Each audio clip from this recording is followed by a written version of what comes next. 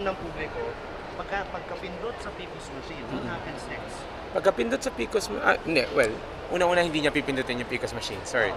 Pagkapasok niya ng kanyang balota doon sa PCOS machine, kailangan hintayin niyang nakalagay yung congratulations. Pag nakita niya yung message ng congratulations, ibig sabihin, pasok na yung kanyang balota.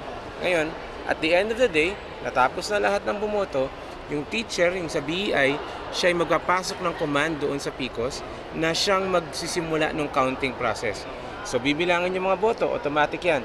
Pagkatapos mabilang yung mga boto, mag-iimprenta ng election returns. Yung election returns, nasa 8 election returns ang ilalabas. After malabas yung 8 election returns, papacertify sa BEI at sa mga watchers. Kapag na-certify na at okay na lahat, itatransmit ngayon sa Municipal Canvassing Center. Pag na-transmit na, tapos ang matransmit, at saka naman mag-iimprenta ng 22 additional copies. 22 additional copies ng ating election returns. Pag natapos na lahat ng printing, tapos na yung presinto, isasara na yon. Pull out na yung makina. In the meantime, yung ating pinadalang election returns, pinadala natin sa 3 server.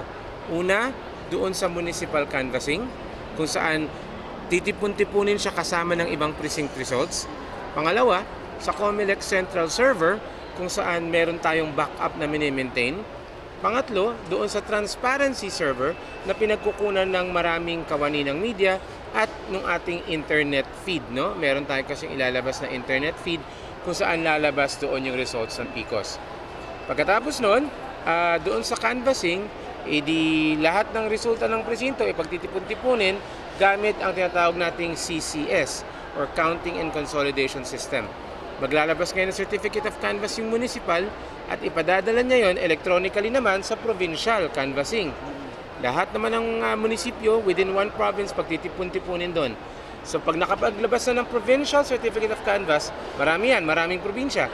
Lahat titipunin dito na sa National Board of Canvassers. And then pag umabot na dito lahat ng resulta, doon na tayo magka-canvas at pag lumabas na yung canvas dito, yun na yung panalo sa level ng senators at party list. Paano sir makakasigurado na final na yung resulta? Kasi di ba, nangyari, ilalabas ng mga media, official yun. So how can the public, ano yung dapat asahan ng publiko na official count? Well, dapat hintayin nila yung resulta ng COMELEC, no? Kasi COMELEC lang ang may quick count dito. Kami na ang pinakamabilis. Wala nang mas bibilis sa COMELEC kahit na media outlet, no? So dapat antabayanan nila yung mga announcements ng COMELEC. Yung COMELEC, maglalabas ng resulta yan sa presinto, maglalabas ng resulta sa munisipyo, sa provincial for the governor, and then dito sa national, yung resulta for senator and party list. And then it will be hard copy. Yung announcement will be accompanied by a certificate of canvass, definitely. Pero yung basihan ng proklamasyon, yung electronic transmission. Sir, ano yung nasa lang, yung mga safeguards para ma-ensure na tama yung makakanvas dito? Well, ang pinakamalaking safeguard mo dyan is the fact na marami kang pinadadala ng kopya ng resulta at the fact na yung resulta na yun pwedeng i-back-check ng publiko through the public access internet site. Okay? Thank you, sir.